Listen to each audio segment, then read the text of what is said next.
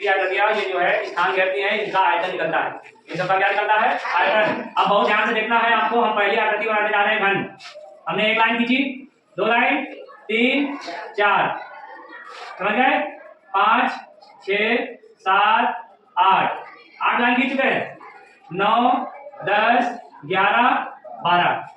तो जो घन है उसमें कोण कितनी है? कोण हो गई 12। कोण कहिए, भुजा कहिए, 12 हो गए। कितने हो गए? 12 हो गए।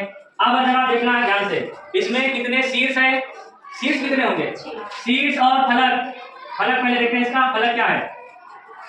जैसे जो फलक होगा वो उसका जो चारों, जैसे मैंने थोड़ी देर के लिए मान लिया जो घन होता है वो वर्ग का आकार होता है। जैसे ये है, देखना बहुत ध्यान से, ये वर्ग वो घन नहीं है, लेकिन हम इसका एक रूप देख रहे हैं। एक सिरा ये हो गया ऊपर वाला, एक नीचे वाला। कितने हो गए? 2 फलक हो गए। एक मेरी तरफ वाला ये वाला, और एक इधर वाला 4, एक इधर वाला, एक इधर वाला।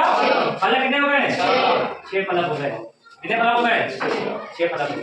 इसमें कोई दिक्कत है? समझ पाए? तो कोण है 12, फलक है 6। बनाना सीखिए। कैसे बनाए?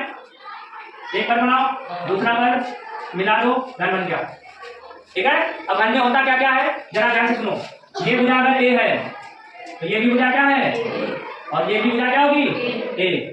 अब बहुत ध्यान से देखना, इसमें कौन सी चीज क्या है परिमाप पे से निकलेगा? घन का परिमाप पे से निकलेगा। बहुत ध्यान से देखना है। हमने एक भुजा बनाई ए और ए। क्या भुजा बना दी? 4। कितनी हो गई? ये भी ए है, ये भी ए है, ये भी ए, ये भी ए, ये भी ए, ये भी ए, ये भी ए, ये भी ए। लंबाई जरा गिनते हैं, कितनी है लंबाई? घन का परिमाप क्या होगा जरा ध्यान से देखना। देखो 1, 2, 3, 4, 5, 6। अब अंदर वाली 7, 8, अब ये 9, 10 तो बना लिए। 1 11 और 1 12। 12 ए है, 12 भुजा है तो 12 ए हो गया। परिमाप कितना होगा? 12 ए। किसी को कोई समस्या है? समझ गए ना? ठीक। अब घन का वक्र पृष्ठीय क्षेत्रफल अब जरा जानिए। वक्र पृष्ठीय क्षेत्रफल क्या होता है? वक्र पृष्ठीय क्षेत्रफल। अच्छा एक बात बताइए, वर्ग का क्षेत्रफल क्या होता है? भुजा स्क्वायर होता है।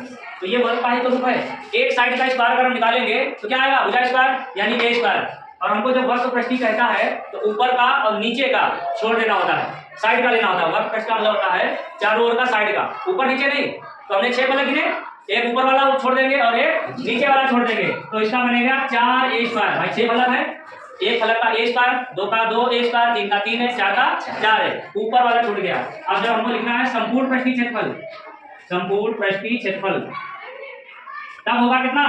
4 तो होगा ही चारों ओर वाला, एक ऊपर वाला भी होगा और एक नीचे वाला भी होगा, तो हो जाएगा 6 ए स्क्वायर।